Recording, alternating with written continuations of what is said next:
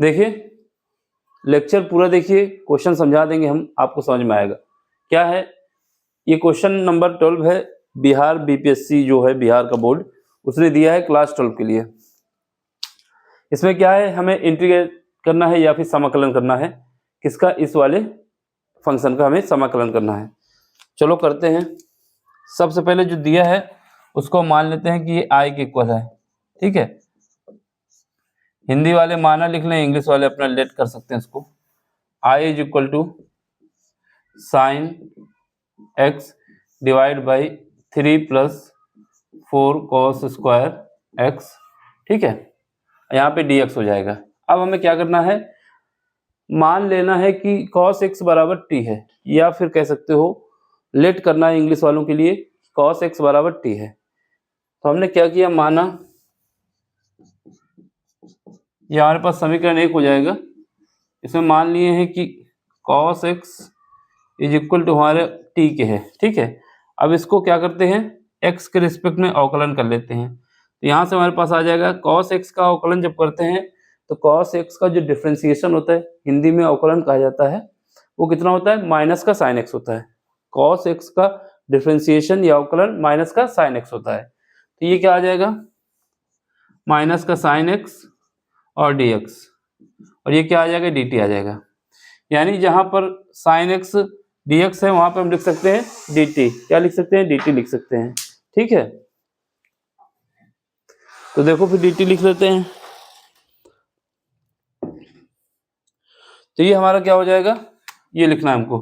अब यहाँ पे i इज इक्वल टू क्या हो जाएगा, i हमारा चेंज हो जाएगा माइनस के साथ, ये माइनस आगे आ गया, और यहाँ पर dx dt की जगह क्या लिख सकते हैं, sin x dx की जगह हम लिख सकते हैं dt। तो ये dt लिख दिया, ये माइनस हमने आगे लगा दिया है। अब नीचे आ जाओ, नीचे क्या है, 3 है, प्लस यहाँ पर cos x की जगह t लिखना है, तो 4t स्क्वायर। इतना समझ में आ गया। हमने रिप्लेस कर दिया पूरी कहानी को।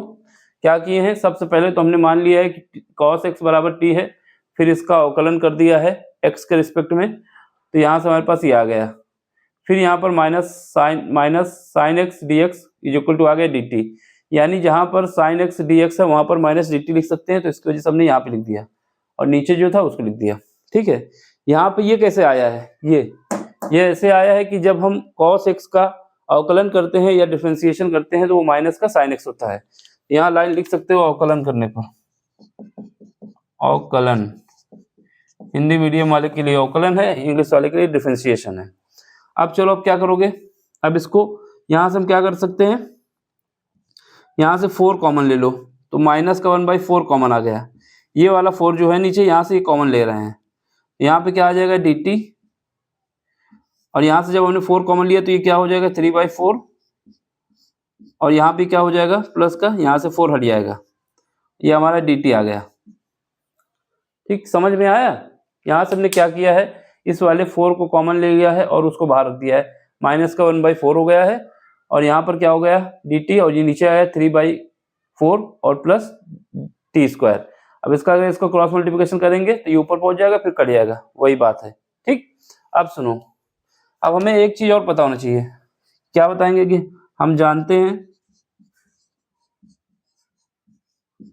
क्या जानते हैं, हम ये जानते हैं कि कहीं पर भी 1/1 plus x square D x हो, 1/1 plus x square D x हो, तो इसका जो समाकलन होता है वो क्या होता है, 1/x का कोफिशिएंट कितना है, a है, यहाँ पे कितना है a, तो यहाँ 1 लिख देंगे।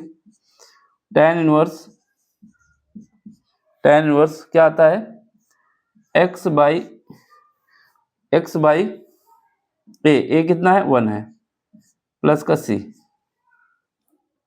ये हमारे पास फार्मूला होता है समाकलन का, समझ गए।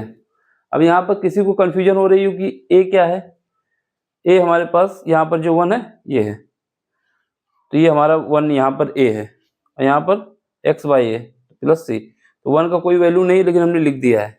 यहाँ पर अगर a होता है, जैसे फार्मूला हमारा ऐसे भी हो सकता है, समाकलन 1/a square plus x square और dx, इसका समाकलन करेंगे तो कितना आएगा, ये जो a है 1/a, स्क्वायर है यहाँ पर, लेकिन यहाँ पर ऐसा ही आएगा tan इनवर्स x बाई ए।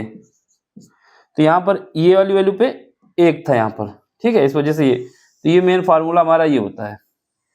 अगर किसी को नहीं समझ में आया तो इसका यूज करना है हमें। यहाँ पर ये 2 लिख के दिखाना नहीं है, आप ये फाइनल लिख सकते हैं या फिर ये बता दें यहाँ पर a की वैल्यू 1 है। अब यही काम इसमें करना है। जब यही काम यहाँ पे करोगे तो यहाँ पे देखो ये वाले से i is equal to minus का 1/4 तो बाहर ही है, इससे कोई मतलब नहीं है। ये क्या है, ये a है, और ये हमारा कितना a हो जाएगा। a को अगर हम इसको बताना चाहें तो रूट के अंदर आ सकता है, ठीक है। तो रूट के अंदर बनाने के लिए एक स्टेप और आगे बढ़ना पड़ेगा। एक स्टेप आगे बढ़ने के लिए हम आगे ही बढ़ा देते हैं यहाँ पे, नहीं तो किसी को कन्फ्यूजन हो इसके लिए बता रहे हैं। यहाँ पे क्या है, a स्क्वायर है, ये हमारे स्क्वायर पे नहीं है अभी, तो इसको ऐसे लिख सकते हैं माइनस का 1/4, ठीक। यहाँ से हमारे पास आ जाएगा dt, ये जो है इसको लिख सकते हैं √3/2 का whole square plus t square. समझ गए, ये हमने क्या किया है, इसको a स्क्वायर के रूप में ले आए हैं। कहाँ गया, ये a स्क्वायर है तो इसको हमने a स्क्वायर बना दिया है, इसको ये करके ऐसे भी तो लिख सकते हैं। अब यहाँ पे फार्मूला लगा देंगे, तो यहाँ पे जब फार्मूला लगाओगे तो क्या आएगा, i is equal to minus का 1/4 तो रहेगा ही अपनी जगह पे, माइनस का 1/4, ठीक है। अब ये a है, a से क्या करते हैं, डिवाइड करते हैं, तो a से डिवाइड करते हैं 1 डिवाइड बाई a, a की जगह क्या है, डिवीजन में है, तो यहाँ पे आएगा √3/2, ये डिवाइड कर रहे हैं, ठीक है। फिर क्या कर देते हैं, tan इनवर्स लगाते हैं, tan इनवर्स, फिर क्या करते हैं, x लिखते हैं और √3/2 से डिवाइड करते हैं, √3/2, ठीक। और फिर उसके बाद प्लस का c लगा देते हैं। c हमारा कांस्टेंट होता है, क्या होता है, कांस्टेंट टर्म होता है, समझ गए। तो ये हमारा हो गया। अब सुनो, ये हमने लगा दिया। अब किसी को अगर डाउट है तो c यहाँ पर भी लग सकता है इसके, क्योंकि ब्रैकेट में 1/4 इसके साथ भी आ जाएगा, लेकिन उसको अलग से भी लगाओगे तो कोई दिक्कत नहीं है। तो यहाँ से i इज इक्वल टू, अब इसको अरेंज करो, दो ऊपर को भेजोगे तो माइनस का 1/4, इस वाले 2 को अंदर मल्टीप्लाई कर रहे हैं, तो यहाँ से क्या आएगा 2/√3, और ये हमारा tan इनवर्स, यहाँ से क्या हो जाएगा 2x डिवाइड बाई √3, और ये जो हमारा है माइनस का इसके साथ हो जाएगा माइनस का c/4। अब इसको एक नया कांस्टेंट मान लो, i इज इक्वल टू, इससे काट दो तो यहाँ बचेगा 1 बाई माइनस का है 2√3 tan इनवर्स 2x बाई √3 और प्लस का c या माइनस का c, एक नया c हमने मान लिया कांस्टेंट, वो प्लस लगाए माइनस लगाए कोई दिक्कत नहीं है। यहाँ पर अगर आपको माइनस लगाना है तो माइनस लगाना है, यही लिखना है तो यही लिख दो। इसको हमने अलग चेंज कर लिया, क्या माने हैं, c डैश जो हमारा रिप्लेस हो गया है माइनस का c/4 से, बस इतना करना है। देख लो समझ में आया। इस वाले क्वेश्चन में इतना ही था, इसमें ज़्यादा कुछ नहीं था। इसमें मेन यही था कि हमको इसको ऐसे सॉल्व करना है। सबसे अच्छा है कि यहाँ पर हमने इसको क्या किए हैं, cos x को t माने हैं, फिर उसके बाद इसको ये अवकलन कर दिए हैं, तो ये आ गया है। फिर इसको हमने इसके रूप में बना लिया है, यहाँ पर प्लस c भी लगा दो। इस फार्मूले में भी कांस्टेंट टर्म आता है जब डेफिनेट इंटीग्रल नहीं होता, इनडेफिनेट इंटीग्रल है ये, ठीक। समझ में आया तो लाइक शेयर सब्सक्राइब कर देना, और नहीं समझ में आया तो आप पूछ सकते हैं क्या नहीं समझ में आया। एक बार और समझा रहा हूँ क्या करना है। सबसे पहले जो दिया गया है वहाँ पर cos x की जगह पे t मानना है।